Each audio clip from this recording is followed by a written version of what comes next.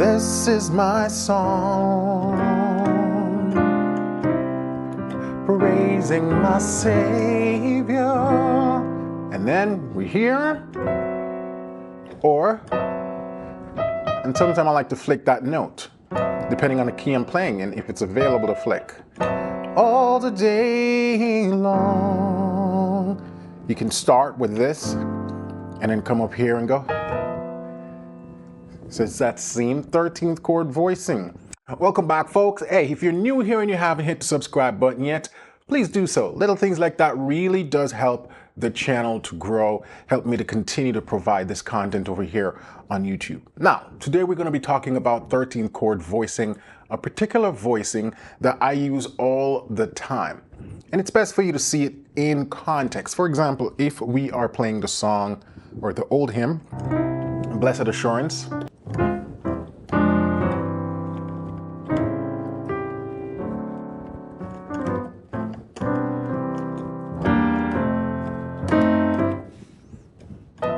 blessed assurance, Jesus is mine. Oh, what a foretaste of glory divine, heir of salvation, purchased of God, born of a Spirit,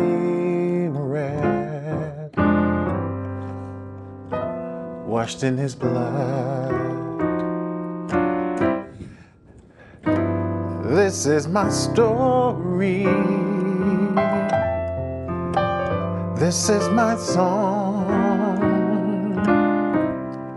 praising my Savior all the day long. And this is my story.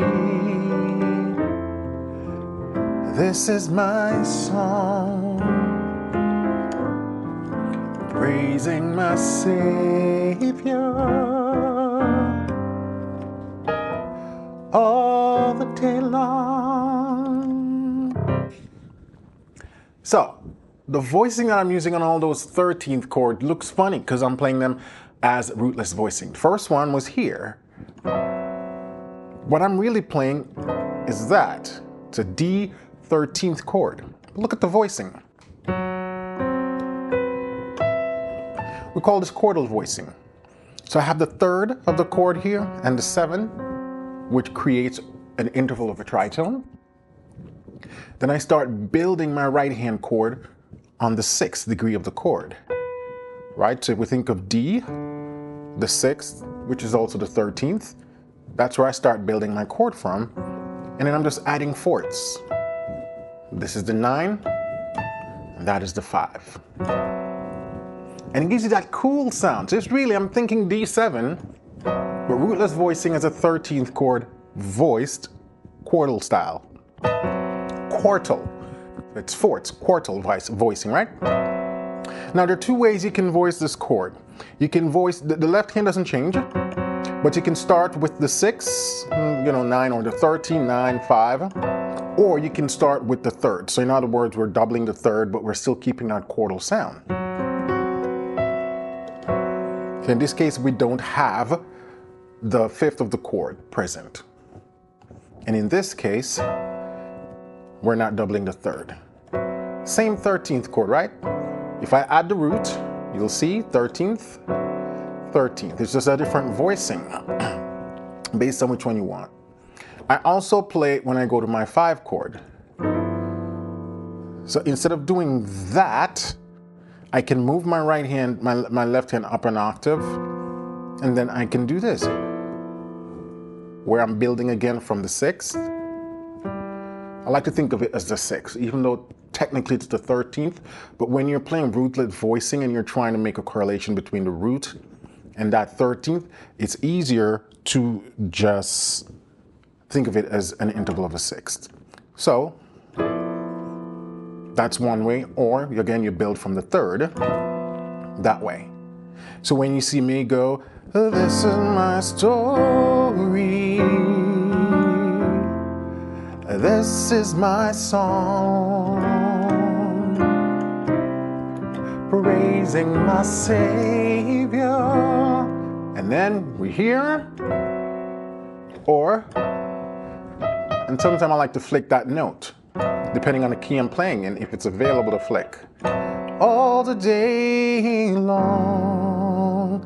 You can start with this and then come up here and go. So it's that same 13th chord voicing. What if learning gospel piano felt easy, inspiring, and actually fun? Welcome to your practice path.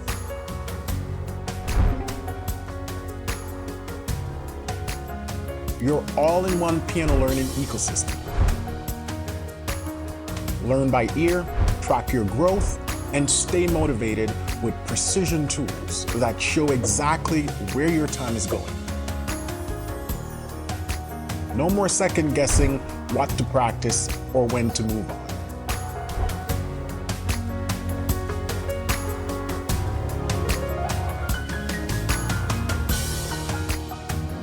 Progress at your pace, build your strengths, and follow a clear path designed for real results. Join thousands of students around the world who are finally making real progress with gospel piano. Start your free trial today. This is the gospel piano journey you've been waiting for.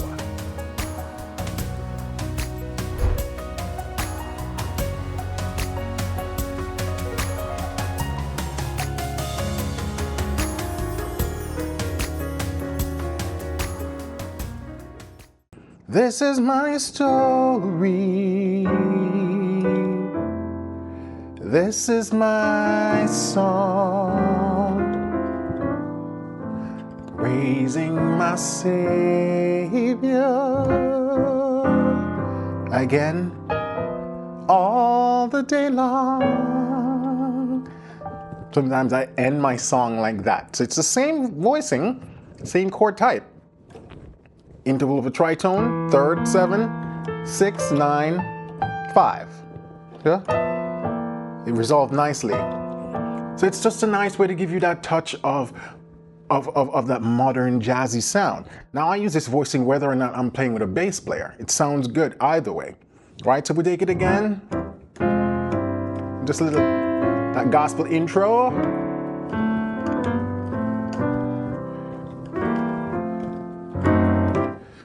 And right here, blessed assurance,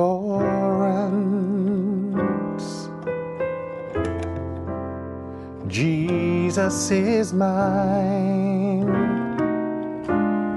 736, oh, what a foretaste. Now sometimes I might do these chromatic movements with that right hand. Start a whole step lower and just move up everything chromatic, or start a whole step higher, move everything chromatic down. Whichever works for you, all right? And a foretaste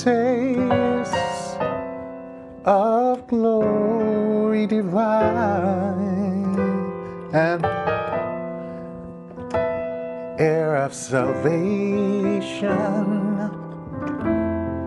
purchase of God, born of a Spirit, washed in His blood. This is my story, this is my song, praising my Savior, right? All the day long. This is my story, this is my song, praising my Savior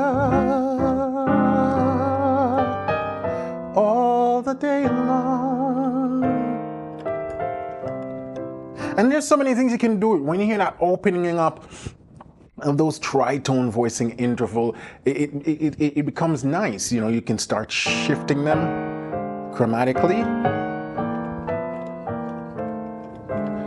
It's a nice voicing that you can start experimenting. Now, just some guidelines. I generally do this on places that I would be generally using a dominant 7th chord, whether as a regular diatonic dominant 7th or as a secondary passing dominant 7th chord. Now, if you're wondering, what are he talking about, secondary dominant passing, I'm going to link to a video right here at the end that talks about secondary dominant passing chords, if you want to dive deeper into that.